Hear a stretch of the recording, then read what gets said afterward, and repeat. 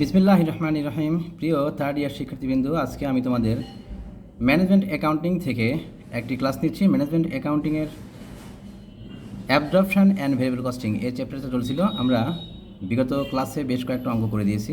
আমি আজকে আরও একটা অঙ্ক করাচ্ছি। Problem university question, problem 18। The following data pertain to April. Beginning inventory 0 দেওয়া নাই।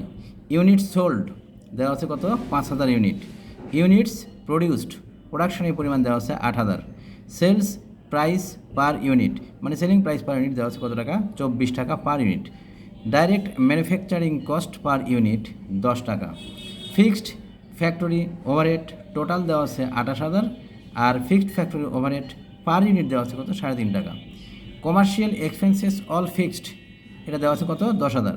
আমাদের এই অঙ্কে নর্মাল ক্যাপাসিটি বলে কোনো অ্যামাউন্ট দেওয়া নাই, নর্মাল ক্যাপাসিটি নাই, আবার এন্ডিং ইনভেন্টরি এটাও দেওয়া নাই, আর বিগিনিং ইনভেন্টরির পরিমাণ বলে দিয়েছে কত?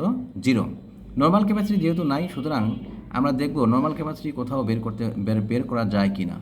আমরা দেখতে পাচ্ছি ফিক্সড ফ্যাক্টরি ওভারহেড টোটাল দেওয়া আছে, আবার ফিক্সড ফ্যাক্টরি ওভারহেড পার ইউনিটটাও দেওয়া আছে। যখনই একটা অঙ্কে পার ইউনিট এবং টোটাল দুটোই দেওয়া থাকবে, তখনই আমাদের মনে করে নিতে হবে যে ওইখান থেকে ওই দুইটা অ্যামাউন্ট ব্যবহার করে আমরা কি করব? ফিক্সড নর্মাল ক্যাপাসিটির পরিমাণ বের করে নেব। অঙ্কে নর্মাল ক্যাপাসিটি দেওয়া নেই, আমরা এই দুই অ্যামাউন্ট থেকে কোন amount? Total fixed factory overhead আর একটা হচ্ছে ফিক্সড ফ্যাক্টরি ওভারহেড রেট বা পার ইউনিট যেটা দেওয়া আছে, এই দুইটা অ্যামাউন্টের উপর ভিত্তি করে আমরা কি করব? নর্মাল ক্যাপাসিটির পরিমাণটা বের করে নেব। তারপর নর্মাল ক্যাপাসিটি এবং প্রোডাকশনের পরিমাণ তুলনা করে আমরা দেখব এটা আন্ডার অ্যালোকেশন হবে না ওভার অ্যালোকেশন হবে, সেই অনুযায়ী আমরা অঙ্ক করব। আচ্ছা, আমরা এখন এখানে এইটা তথ্যগুলো দিয়ে আমাদের বলেছি কি prepare an income statement using direct costing আর prepare an income statement using absorption costing. Absorption costing আর ডাইরেক্ট কস্টিং মেথডে আমাদের কী করতে বলেছে? ইনকাম স্টেটমেন্ট তৈরি করতে বলেছে। আবার এখান থেকে আরও করতে বলেছে কি রিকনসিলিয়েশন স্টেটমেন্টটা আমাদের তৈরি করতে বলেছে। আমরা এখন অঙ্কটা সম্পূর্ণ সলিউশন করছি, সবাই খেয়াল করো।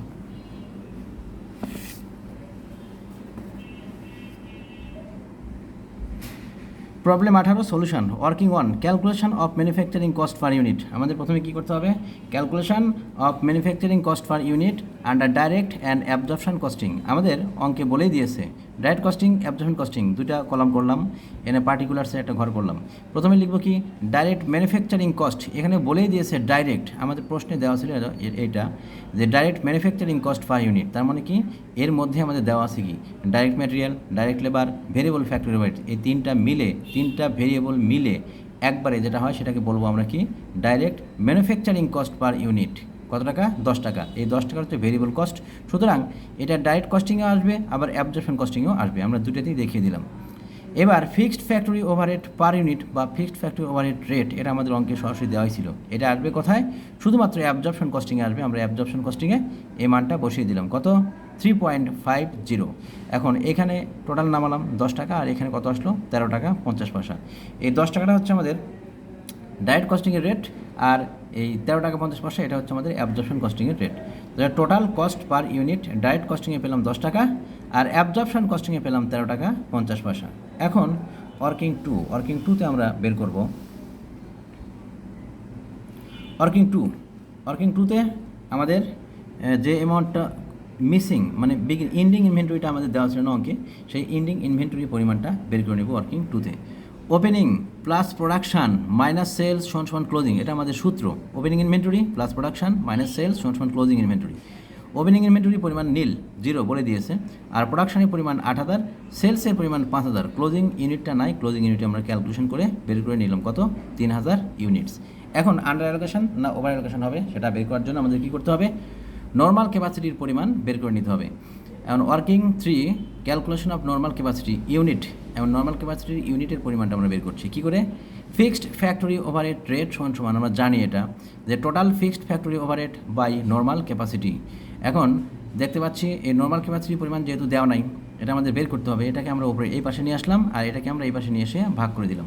যে নর্মাল ক্যাপাসিটি সমান total fixed factory overhead by হচ্ছে fixed factory overhead rate. Total fixed factory overhead অঙ্কে আমাদের দেওয়াই আছে কত টাকা? 28000 টাকা। আর ফিক্সড ফ্যাক্টরি ওভারহেড রেট দেওয়া আছে কত? 3.5 টাকা। আমরা 3.5 দিয়ে এটাকে ভাগ করলাম, 28000কে ভাগ করে পেলাম 8000 টাকা।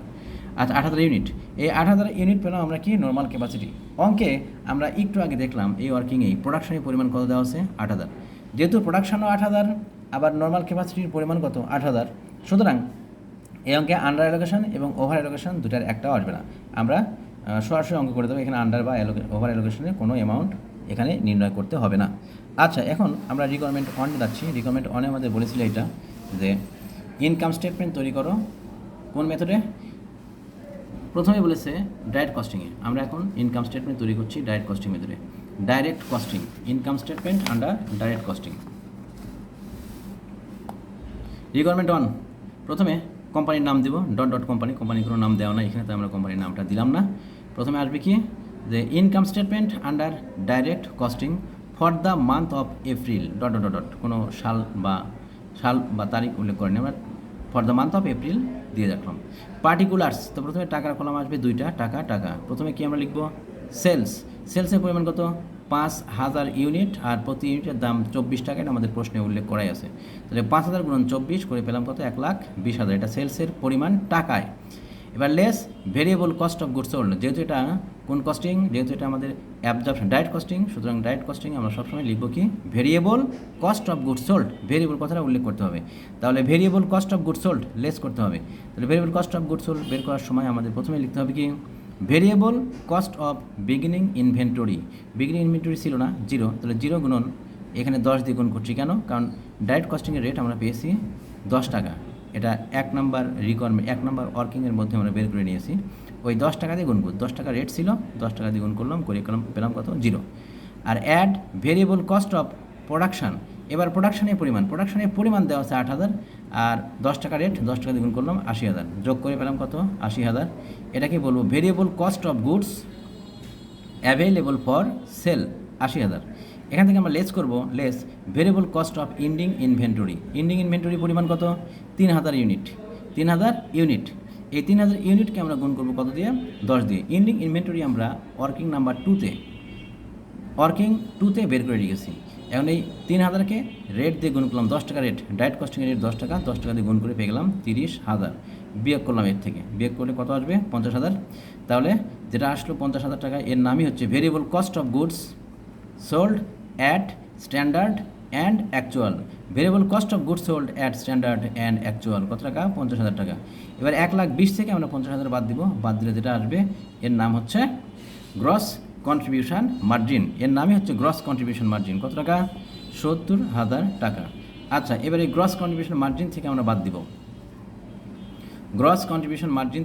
দিব, কি variable admin and marketing expense. এই অঙ্কে অ্যাডমিন বা মার্কেটিং এক্সপেন্সেস ভেরিয়েবল কোনো অ্যামাউন্ট দেওয়া নাই, তা আমি এখানে 0 বসালাম, দিয়ে এটা এখান থেকে বাদ দিলে কত আসবে 70,000 থাকবে। এটাকে বলবো নিট কন্ট্রিবিউশন মার্জিন। তাহলে গ্রস কন্ট্রিবিউশন মার্জিন থেকে variable admin and marketing expense বাদ দিলে যেটা আসে এর নামই হচ্ছে নিট কন্ট্রিবিউশন মার্জিন। তাহলে নিট কন্ট্রিবিউশন মার্জিনের পরিমাণ পেলাম আমরা 70,000। এবার এই fixed cost, net contribution margin থেকে আমরা বাদ দিব ফিক্সড কস্ট কত ছিল, ফিক্সড কস্টের পরিমাণ ছিল ফিক্সড কমার্শিয়াল এক্সপেন্সেস 10,000, আর ফিক্সড ফ্যাক্টরি ওভারহেডের পরিমাণ ছিল 28,000। এই 10 আর 28 যোগ করে পাচ্ছি কত 38,000। এই 38,000টাকে আমরা বাদ দিব কোনটা থেকে, নিট কন্ট্রিবিউশন মার্জিন থেকে 70,000 থেকে। তো 70,000 মাইনাস 38,000 করে পেলাম কত 32,000। এই 32,000টাকে বলবো আমরা NEET income under direct costing. তাহলে ডাইরেক্ট কস্টিং আমরা নিট ইনকামের পরিমাণ পেলাম 32,000 টাকা। এখন আমরা রিকোয়ারমেন্ট 2তে যাচ্ছি। রিকোয়ারমেন্ট 2তে আমাদের বলেছিল ইনকাম স্টেটমেন্ট তৈরি করো আন্ডার অ্যাবজর্পশন কস্টিং মেথডে। আচ্ছা এবিসি কোম্পানি, তাই একটা কোম্পানির নাম দিলাম, কোম্পানির নাম এখানে উল্লেখ নাই। তারপরে যে কাজটা করবো সেটা হচ্ছে কি income statement under absorption costing for the month of April dot dot dot particulars, টাকার কলম এখানে আসবে 2টা, টাকা। প্রথমে আমরা লিখবো সেলস কত ছিল 5,000, ওই 24 টাকা রেট, 24 টাকা দিয়ে গুণ করলাম, করে 1,20,000 টাকা পেলাম। এবার সেলস থেকে বাদ দেবো কি কস্ট অফ গুডস সোল্ড। এখানে শুধু কস্ট অফ গুডস সোল্ড লিখবো, ভেরিয়েবল কথাটা আসবে না, কারণ এটা absorption costing system, absorption costing method, তাই এখানে ভেরিয়েবল কথাটা লিখা যাবে না। এবার এখান থেকে যে কাজটা করবো সেটা কি কস্ট অফ বিগিনিং ইনভেন্টরি নাই 0। তারপরে এখানে অ্যাড কস্ট অফ প্রোডাকশন দেওয়া আছে 8,000 গুণ 13.50, 13.50টা হচ্ছে অ্যাবজর্পশন কস্টিংয়ের রেট। আমরা পেয়েছি 13.50। আমি 13.50 দিয়ে গুণ করলাম, গুণ করে পেলাম 1,08,000, এটা হচ্ছে 1,08,000। আচ্ছা, এবার আমরা জিরোর সাথে যোগ করে পেয়ে গেলাম কত? 1,08,000ই পেলাম। এর নাম হচ্ছে cost of goods available for sale. এবার এখান থেকে বাদ দিব less cost of ending inventory. Cost of ending inventory কত আছে? 3,000। এই কস্ট অফ ইন্ডিং ইনভেন্টরি 3,000, 3,000কে আমরা গুণ করবো কত দিয়ে? 13.50 দিয়ে গুণ করবো। অ্যাবজর্পশন কস্টিংয়ের যে রেট, সেই রেট দিয়ে গুণ করবো। গুণ করে আমরা পেয়ে গেলাম কত? 40,500। এই 1,08,000 থেকে 40,500 বাদ দিয়ে আমরা পাচ্ছি কত? 67,500। এই 67,500টাই হচ্ছে আমাদের cost of goods sold at cost of goods sold at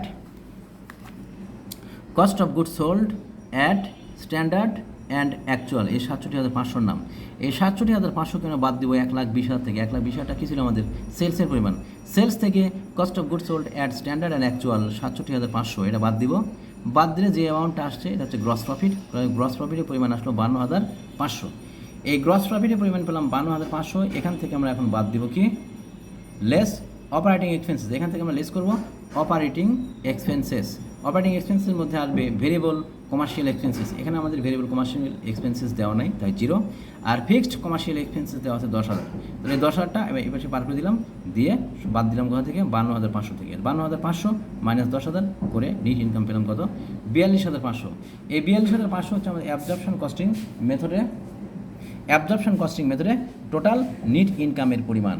এখন আমরা 3 নম্বর রিকোয়ারমেন্টে বলেছিল যে রিকনসিলিয়েশন স্টেটমেন্ট তৈরি করো। রিকনসিলিয়েশন স্টেটমেন্ট, আমরা এখন রিকনসিলিয়েশন স্টেটমেন্টটা দেখাচ্ছি। রিকনসিলিয়েশন স্টেটমেন্ট 3 নম্বর, ডট ডট ডট কোম্পানি, তারপরে reconciliation statement for the month of April.